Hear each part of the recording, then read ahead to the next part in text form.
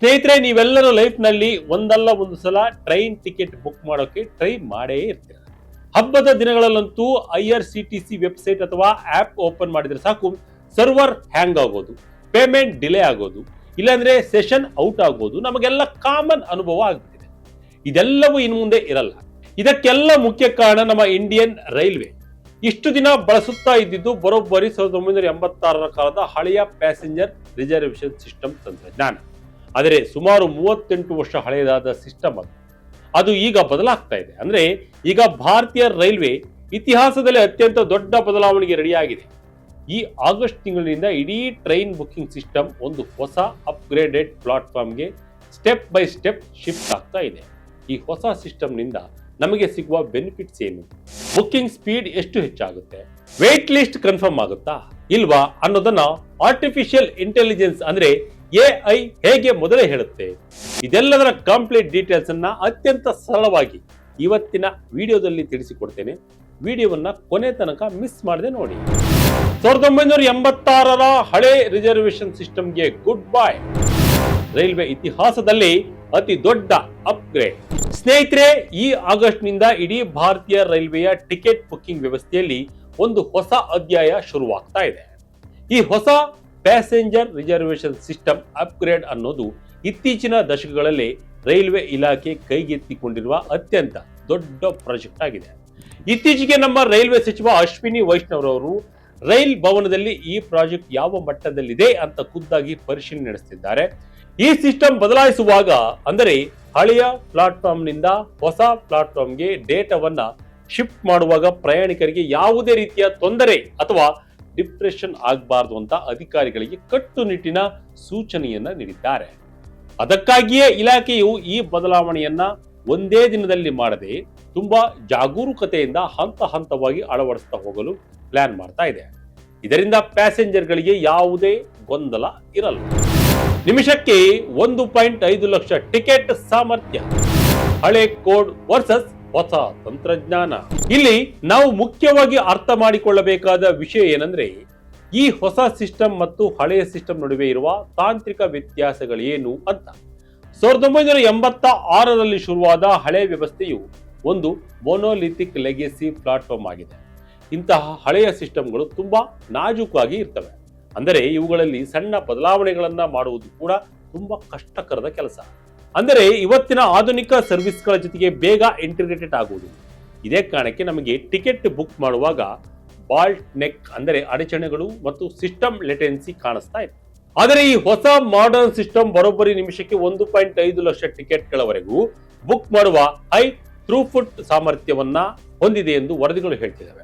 ಇದರಿಂದ ಪೀಕ್ ಅವರ್ಗಳಲ್ಲಿ ಲಕ್ಷಾಂತರ ಜನ ಒಟ್ಟಿಗೆ ಬುಕ್ ಮಾಡಿದರೂ ಸಿಸ್ಟಮ್ ಯಾವುದೇ ಹ್ಯಾಂಗ್ ಇಲ್ಲದೆ ಸ್ಮೂತ್ ಆಗಿ ಕೆಲಸ ಮಾಡುತ್ತದೆ. ಜೊತೆಗೆ ಪೇಮೆಂಟ್ ಪ್ರೋಸೆಸ್ ಕೂಡ ತುಂಬಾ ವೇಗವಾಗಿ ನಡೆಯಲಿದ್ದು ಸರ್ವರ್ ಟೈಮ್ ಔಟ್ ಆಗುವ ತಲೆನೋವು ನಮಗೆ ತಪ್ಪಲಿದೆ. ವೇಟ್ ಲಿಸ್ಟ್ ಅನ್ನ ಪ್ರೆಡಿಕ್ಟ್ ಮಾಡಲಿದೆ AI.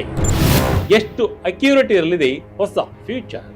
ಟ್ರೈನ್ ಟಿಕೆಟ್ ಬುಕ್ ಮಾಡುವಾಗ ನಮ್ಮನ್ನೆಲ್ಲ ಕಾಡುವ ಅತಿ ದೊಡ್ಡ ಚಿಂತೆ ಅಂದ್ರೆ ಅದು ವೇಟ್ ಲಿಸ್ಟ್. ಟಿಕೆಟ್ ಕನ್ಫರ್ಮ್ ಆಗುತ್ತಾ ಇಲ್ವಾ ಅನ್ನೋದು. ಈ ಹೊಸ ಸಿಸ್ಟಮ್ ಇದಕ್ಕೆ ಒಂದು ಭರ್ಜರಿ ಪರಿಹಾರವನ್ನು ತರ್ತಾ ಇದೆ. ಹೌದು, ಈ ಹೊಸ ಅಪ್ಗ್ರೇಡ್ ನಲ್ಲಿ AI ಆಧಾರಿತ ಅಂದರೆ ಆರ್ಟಿಫಿಷಿಯಲ್ ಇಂಟೆಲಿಜೆನ್ಸ್ ತಂತ್ರಜ್ಞಾನದ ವೇಟ್ ಲಿಸ್ಟ್ ಪ್ರಿಡಿಕ್ಷನ್ ಇರಲಿದೆ. ಹಳೆಯ ಸಿಸ್ಟಮ್ಗಳಲ್ಲಿ ಕೇವಲ ಕೆಲವೇ ಸಾಮಾನ್ಯ ಸ್ಟ್ರಾಟಜಿಕಲ್ ಅಥವಾ ರೂಲ್ ಬೇಸ್ಡ್ ವಿಧಾನಗಳಿಂದ ವೇಟ್ ಲಿಸ್ಟ್ ಅಂದಾಜು ಮಾಡಲಾಗ್ತಾ ಇತ್ತು. ಇದರಿಂದ ನಿಖರತೆ ಕಡಿಮೆ ಇರ್ತಾ ಇತ್ತು. ಅಂದರೆ ಈ ಹೊಸ AI ಸಿಸ್ಟಮ್ ಐತಿಹಾಸಿಕ ಬುಕಿಂಗ್ ಮಾದರಿಗಳನ್ನ ಡೀಪ್ ಆಗಿ ಸ್ಟಡಿ ಮಾಡುತ್ತದೆ. ಉದಾಹರಣೆಗೆ, ಹಿಂದಿನ ವರ್ಷಗಳಲ್ಲಿ ಆದ ಕಾನ್ಸುಲೇಷನ್ಗಳು, ಆಯಾ ರೂಟ್ಗಳ ಬೇಡಿಕೆ, ಬುಕಿಂಗ್ ಸಮಯ, ಸೀಸನ್ ಪ್ರಭಾವ, ಹಬ್ಬ ಹರಿದಿನಗಳ ಟ್ರೆಂಡ್ ಮತ್ತು ನಿರ್ದಿಷ್ಟ ಟ್ರೈನ್ಗಳ ಹಿಸ್ಟರಿಯನ್ನ ಬಳಸಿಕೊಂಡು ಹೆಚ್ಚು ನಿಖರವಾದ ಅಂದಾಜು ಮಾಡುತ್ತದೆ. ಇದರಿಂದ ನಮಗೆ ಕೇವಲ ವೇಟ್ ಲಿಸ್ಟ್ ನಂಬರ್ ಅಷ್ಟೇ ಅಲ್ಲದೆ ಅದು ಕನ್ಫರ್ಮ್ ಆಗುವ ಸಾಧ್ಯತೆಯ ಪರ್ಸೆಂಟೇಜ್ ಕೂಡ ತಿಳಿಯುತ್ತದೆ.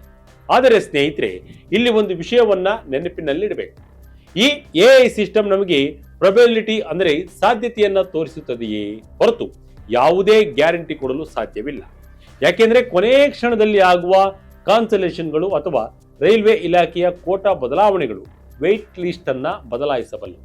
ಹಾಗಾಗಿ ಇದು ನಮಗೆ ಉತ್ತಮವಾದ ಮಾರ್ಗದರ್ಶನ ನೀಡುತ್ತದೆಯೇ ಹೊರತು ಮ್ಯಾಜಿಕ್ ಮಾಡುವುದಿಲ್ಲ. ಆದರೂ ಹಳೆಯ ಸಿಸ್ಟಮ್ಗಿಂತ ಇದು ಸಾಕಷ್ಟು ಉತ್ತಮವಾದ ಮುನ್ಸೂಚನೆಯನ್ನ ನೀಡುತ್ತದೆ ಅನ್ನೋದಂತೂ ನಿಜ. 10 ಗಂಟೆ ಮುಂಚಿತವಾಗಿಯೇ ಚಾರ್ಟ್ ರೆಡಿ. ಹೊಸ ರೈಲ್ ಒನ್ ಆಪ್ಗೆ ಭಾರಿ ಬೇಡಿಕೆ. ಈಗಾಗಲೇ ಆಗಿರುವ ಮತ್ತೊಂದು ಪ್ರಮುಖ ಬದಲಾವಣೆ ಅಂದ್ರೆ chart preparation time line. Train ಹೊರಡುವ ಸುಮಾರು 10 ಗಂಟೆಗಳ ಮೊದಲನೇ ರಿಸರ್ವೇಶನ್ ಚಾರ್ಟ್ ಸಿದ್ಧವಾಗಿರುತ್ತದೆ. ಇದರಿಂದ ನಮಗೆ ಹೇಗೆ ಹೆಲ್ಪ್ ಆಗುತ್ತೆ ಅಂದ್ರೆ ಕೊನೆ ಕ್ಷಣದವರೆಗೂ ಕಾಯುವ ಗೊಂದಲ ಇರುವುದಿಲ್ಲ. ನಮ್ಮ ಟಿಕೆಟ್ ಕನ್ಫರ್ಮ್ ಆಗದೆಯೇ ಇಲ್ಲವೇ ಎಂಬುದನ್ನ ಮೊದಲೇ ತಿಳಿಸಿಕೊಂಡು, ಒಂದು ವೇಳೆ ಕನ್ಫರ್ಮ್ ಆಗದೇ ಇದ್ದರೆ ಪರ್ಯಾಯ ಮಾರ್ಗಗಳ ಮೂಲಕ ಪ್ರಯಾಣ ಮಾಡಲು ಮೊದಲೇ ಪ್ಲಾನ್ ಅನ್ನ ಮಾಡಿಕೊಳ್ಳಬಹುದು. ಇದು ನಮ್ಮ ಪ್ರಯಾಣವನ್ನ ಇನ್ನಷ್ಟು ಸುಲಭ ಮತ್ತು ಟೆನ್ಷನ್ ಫ್ರೀ ಮಾಡುತ್ತದೆ. ಇನ್ನು ಈ ಡಿಜಿಟಲ್ ಬದಲಾವಣೆಯ ಭಾಗವಾಗಿ ಭಾರತೀಯ ರೈಲ್ವೆ ಇಲಾಖೆಯು ಇತ್ತೀಚೆಗೆ ಪರಿಚಯಿಸಿರುವ ಹೊಸ ಮೊಬೈಲ್ ಅಪ್ಲಿಕೇಶನ್ ಆದ ರೈಲ್ ಒನ್ ಈಗಾಗಲೇ ದೇಶದಾದ್ಯಂತ 3.5 ಕೋಟಿಗೂ ಹೆಚ್ಚು ಜನರು ಡೌನ್ಲೋಡ್ ಅನ್ನ ಕಂಡಿದೆ. ಮೂಲಗಳ ವರದಿ ಪ್ರಕಾರ ಈ ಹೊಸ ಆಪ್ನಲ್ಲಿ ಬಳಸಲಾಗಿರುವ ಕೃತಕ ಬುದ್ಧಿಮತ್ತೆ ಆಧಾರಿತ ವೇಟ್ ಲಿಸ್ಟ್ ಮುನ್ಸೂಚನೆ ತಂತ್ರಜ್ಞಾನವು ಈ ಹಿಂದೆ 53%ರಷ್ಟಿದ್ದ ನಿಖರತೆಯನ್ನ ಈಗ ಬರೋಬ್ಬರಿ 94%ಕ್ಕೆ ಹೆಚ್ಚಿಸಿದೆ. ಇದರ ಜೊತೆಗೆ ಪ್ರಸ್ತುತ ದೇಶದಲ್ಲಿ 88% ಟಿಕೆಟ್ಗಳು ಆನ್ಲೈನ್ ಮೂಲಕವೇ ಬುಕ್ ಆಗ್ತಿರೋದ್ರಿಂದ ಹೊಸ ಸಿಸ್ಟಮ್ ಕೇವಲ ಬುಕ್ಕಿಂಗ್ ವೇಗವನ್ನು ಹೆಚ್ಚಿಸುವುದಷ್ಟೇ ಅಲ್ಲದೆ ಲಕ್ಷಾಂತರ ಜನರು ಏಕಕಾಲದಲ್ಲಿ ಲಾಗಿನ್ ಆದರೂ ತಂದುಕೊಡುವ ಸಾಮರ್ಥ್ಯವನ್ನು ಹೊಂದಿರಲಿದೆ ಎನ್ನಲಾಗಿದೆ. ಹಳೆ ಡೇಟಾಬೇಸ್ ಮೈಗ್ರೇಷನ್ ಚಾಲೆಂಜ್ ಏನು? ರೈಲ್ವೆ ಇಲಾಖೆ ಎದುರಿಸುತ್ತಿರುವ ರಿಸ್ಕ್ ಏನು? ನಮಗೆ ಹೊರಗಿನಿಂದ ಬುಕ್ಕಿಂಗ್ ಸಿಸ್ಟಮ್ ಅಪ್ಗ್ರೇಡ್ ಆಗೋದು ಸುಲಭ ಅಂತ ಅನಿಸಬಹುದು, ಆದರೆ ಇದರ ಹಿಂದೆ ಇರುವ ತಾಂತ್ರಿಕ ಸವಾಲುಗಳು ನಿಜಕ್ಕೂ ದೊಡ್ಡದಾಗಿವೆ. ಈಗ ದಶಕಗಳಷ್ಟು ಹಳೆಯದಾದ ಲೆಗೆಸಿ ಡಾಟಾಬೇಸ್ ಅನ್ನ ಹೊಸ ಸಿಸ್ಟಮ್ಗೆ ಮೈಗ್ರೇಟ್ ಮಾಡುವುದು ಸುಲಭದ ಮಾತಲ್ಲ. ಯಾಕೆಂದ್ರೆ ಈ ಹಳೆಯ ಡಾಟಾಬೇಸ್ ಕೇವಲ ಡೇಟಾವನ್ನ ಮಾತ್ರ ಹೊಂದಿರುವುದಿಲ್ಲ, ಬದಲಿಗೆ ಅದರೊಳಗೆ ಸೀಟ್ ಅಲೋಕೇಶನ್, ಕೋಟಾ ನಿಯಮಗಳು, ಕಾನ್ಸುಲೇಷನ್ ರೂಲ್ಸ್ ಮತ್ತು ಚಾರ್ಟಿಂಗ್ ರೂಲ್ಸ್ ನಂತಹ ಸಾವಿರಾರು ಬಿಸಿನೆಸ್ ನಿಯಮಗಳನ್ನ ಸೇರಿಸಲಾಗಿರುತ್ತದೆ.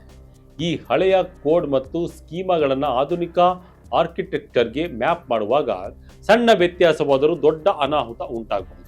ಉದಾಹರಣೆಗೆ ತಪ್ಪು ವೇಟ್ ಲಿಸ್ಟ್ ಅಲೋಕೇಶನ್ ಆಗುವುದು, PNR ಹುಡುಕುವಾಗ ಎರರ್ ಬರುವುದು, ಅಥವಾ ಸೀಟ್ ಹಂಚಿಕೆಯಲ್ಲಿ ಗೊಂದಲಗಳು ಆಗುವ ಸಾಧ್ಯತೆ ಇರುತ್ತೆ.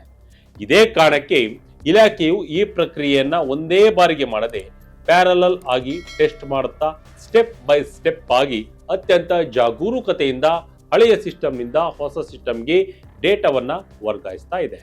ಒಟ್ಟಿನಲ್ಲಿ 1986ರ ಆ ಹಳೆ ಯುಗದಿಂದ ನಮ್ಮ ಭಾರತೀಯ ರೈಲ್ವೆ ಈಗ ಸಂಪೂರ್ಣ ಆಧುನಿಕ AI ಆಧಾರಿತ ಹೈಸ್ಪೀಡ್ ಯುಗಕ್ಕೆ ಕಾಲಿಡ್ತಾ ಇದೆ. ಆರಂಭದಲ್ಲಿ ಈ ಟ್ರಾನ್ಸಿಷನ್ ಸಮಯದಲ್ಲಿ ಸಣ್ಣ ಪುಟ್ಟ ತಾಂತ್ರಿಕ ಹೊಂದಾಣಿಕೆಗಳು ಬೇಕಾಗಬಹುದು, ಆದರೆ ಒಮ್ಮೆ ಈ ಇಡೀ ಮೈಗ್ರೇಷನ್ ಪ್ರಕ್ರಿಯೆ ಯಶಸ್ವಿಯಾಗಿ ಮುಗಿದ್ರೆ ನಮಗೆ ಟಿಕೆಟ್ ಬುಕ್ಕಿಂಗ್ ನಲ್ಲಿ ಸಾಕಷ್ಟು ಸುಧಾರಣೆ ಕಾಣಸಿಗಲಿದೆ. ರೈಲ್ವೆ ಇಲಾಖೆಯ ಈ ಐತಿಹಾಸಿಕ ಹೆಜ್ಜೆಯ ಬಗ್ಗೆ ನೀವು ಏನಂತೀರಾ? ನಿಮ್ಮ ಅಭಿಪ್ರಾಯಗಳನ್ನ ಕಮೆಂಟ್ ಮೂಲಕ ನಮಗೆ ತಿಳಿಸಿ. ಇದಾಗಿತ್ತು ಈ ಕ್ಷಣದ ಇಂಟ್ರೆಸ್ಟಿಂಗ್ ಸ್ಟೋರಿ. ಇದೇ ರೀತಿಯ ಸ್ಟೋರಿಗಾಗಿ Vijaya Karnataka website, YouTube page, Facebook page follow ಮಾಡ್ತಾ ಇರಿ. ಧನ್ಯವಾದಗಳು.